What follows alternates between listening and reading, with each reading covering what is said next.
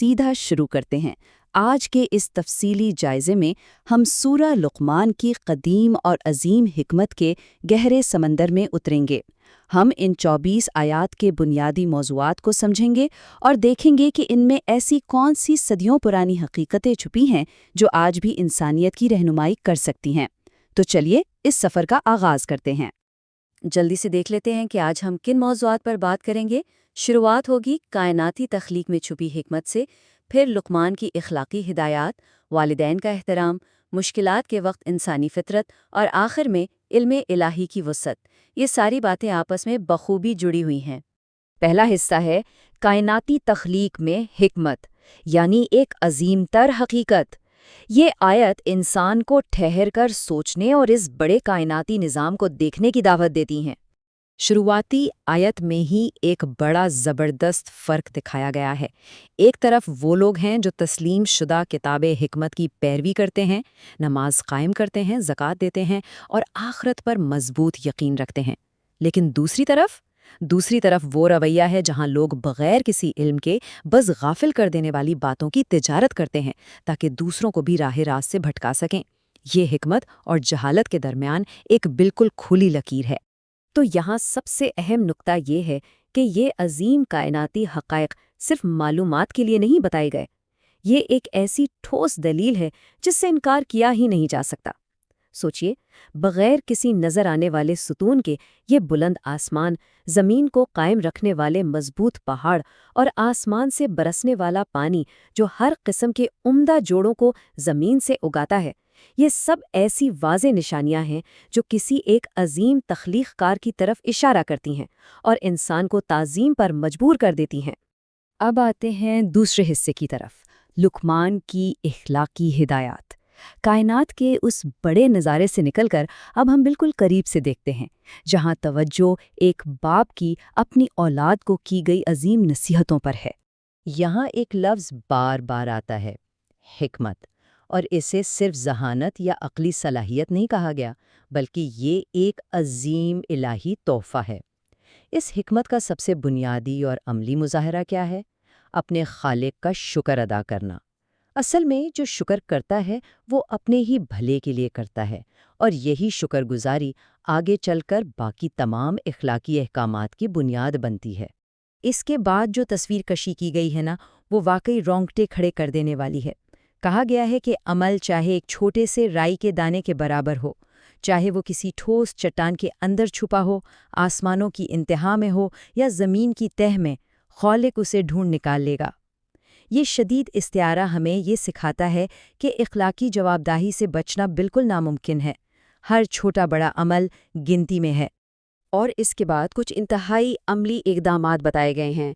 नमाज कायम करना, नेकी का हुक्म देना, बुराई से रोकना, मुसीबत आने पर सब्र करना और ज़मीन पर अकड़ कर ना चलना। ज़रा गौर करें, ये सिर्फ कुछ पाबंदियां नहीं हैं, बल्कि ये एक मुकम्मल इखलाकी ज़ाब्ता है। ये बताता है कि मुश्किलात में और दूसरे लोगों के साथ उठते बैठते हमारा किरदार कैसा होना चाहिए। फिर इस अजीम इखलाकी फ़लसफ़े को निहायत रोज़मर्रा की आजिज़ी से जोड़ा गया है। कहा गया कि अपनी आवाज़ को नीचा रखें, और वजह क्या बताई कि सबसे नापसंदीदा आवाज़ गधे की आवाज़ है। तकब्बुर और गुरूर की हौसला शिकनी करने का ये कितना ज़बरदस्त और नाकाबिले फरामोश तरीका है। ये बात बिल्कुल वाज़े कर देती है कि असल ताकत धीमेपन और शराफत में है, शोर मचाने और अकड़ दिखाने में नहीं। तीसरा हिस्सा है वालिदैन का एहतराम और वफ़ादारी की हुदूद। ये एक ऐसी अहम बहस है जो ख़ानदान और रिश्तों की वफ़ादारियों पर रोशनी डालती है। यहाँ माँ की अजीम कुर्बानी को बहुत खूबसूरती से तस्लीम किया गया है। बच्चे को पैदाइश के मरहले में कमज़ोरी पर कमज़ोरी झेलकर पेट में रखना और फिर 2 साल तक दूध पिलाना, इस तकलीफ़ को ऐसी बुलंदी अता की गई है कि वालिदैन का शुक्र अदा करने को बराए रास्त खालिक के शुक्र के बिल्कुल साथ जोड़ दिया गया है। और ये बात बहुत शानदार तरीके से वाज़े करती है कि कैसे एक मुकम्मल तवाज़ुन कायम किया गया है। एक तरफ तो वालिदैन के साथ दुनिया में मुकम्मल हुस्न सलूक का हुक्म है, लेकिन दूसरी तरफ एक अटल हद भी मुकर्रर की गई है। अगर वो खालिक के साथ किसी को शरीक ठहराने का हुक्म दे जिसका कोई इल्म नहीं, तो वहाँ इताअत वाजिब नहीं। ये इलाही वफ़ादारी और दुनियावी हमदर्दी के दरमियान एक बेहतरीन तवाज़ुन है। चौथा हिस्सा مشکلات میں انسانی فطرت یعنی بحران کی نفسیات۔ یہاں لہجہ ذرا نفسیاتی تجزیے کی طرف مڑتا ہے اور دکھاتا ہے کہ خوف اور سلامتی کے وقت انسان کیسا رویہ اپناتا ہے۔ اب جو بات واقعی دلچسپ ہے وہ یہ ہے کہ انسان جب سمندر کی اونچی موجوں میں گھرتا ہے نا، جب موجیں سایبان کی طرح گھیر لیتی ہیں تو اس کی پکار میں مکمل خلوص آ جاتا ہے۔ وہ صدیقی سے عبادت کرتا ہے، لیکن جیسے ہی خشکی اور سلامتی نصیب ہوتی ہے رویے فوراً بدل جاتے ہیں۔ کچھ لوگ بس درمیانی راہ اختیار کر لیتے ہیں اور کچھ تو کھلی ناشکری پر اتر آتے ہیں۔ یہ انسانی فطرت کی بے ثباتی کا ایک بہت ہی اعلیٰ تجزیہ ہے۔ اسی طرح رات اور دن کا مسلسل ایک دوسرے میں داخل ہونا اور سورج اور چاند کا ایک مقررہ وقت تک اپنے راستوں پر چلنا، یہ مکمل کائناتی نظام اس عظیم تصور سے جڑا ہے کہ انسانی وقت اور ہماری مہلت دراصل محدود ہے۔ ہر چیز اپنے انجام اور جواب دہی کی طرف تیزی سے بڑھ رہی ہے۔ پانچواں اور آخری حصہ، علم الہی کی وسعت یعنی حتمی حقیقت۔ اب ہم اپنے سفر کے آخر میں واپس اسی عظیم تر حقیقت کی جانب لوٹتے ہیں۔ ذرا اس گہرے سوال پر غور کیجیے، کیا سمندروں کا پانی روشنائی بن کر الہی کلمات لکھنے کے لیے کافی ہو سکتا ہے؟ یہ سوال ذہن میں ایک شدید تجسس ابھارتا ہے اور سوچنے پر مجبور کرتا ہے۔ اور اس کا جواب جس تصویر کشی سے دیا گیا ہے وہ واقعی روح کو جھنجھوڑ دینے والی ہے۔ اگر زمین کے تمام درخت قلم بن جائیں اور اس سمندر کے ساتھ مزید 7 سمندر مل کے روشنائی بن جائیں، تب بھی خالق کے کلمات اور اس کا علم ختم نہیں ہوگا۔ یہ حیرت انگیز استعارہ ہمیں یاد دلاتا ہے کہ الہی علم کی لامحدود وسعت کے سامنے انسانی علم کی حیثیت کچھ بھی نہیں۔ اس عظیم حقیقت کے پیش نظر ایک ایسے دن کی خبرداری کی گئی ہے جہاں کوئی باپ اپنے بیٹے کے کام نہیں آ سکے گا اور نہ ہی بیٹا اپنے باپ کا بوجھ اٹھا سکے گا۔ جو خاندان اور وفاداریاں دنیا میں بہت اہم تھیں، آخری وقت میں وہ مکمل طور پر ایک انفرادی اور اکیلی جواب دہی میں تبدیل ہو جائیں گی۔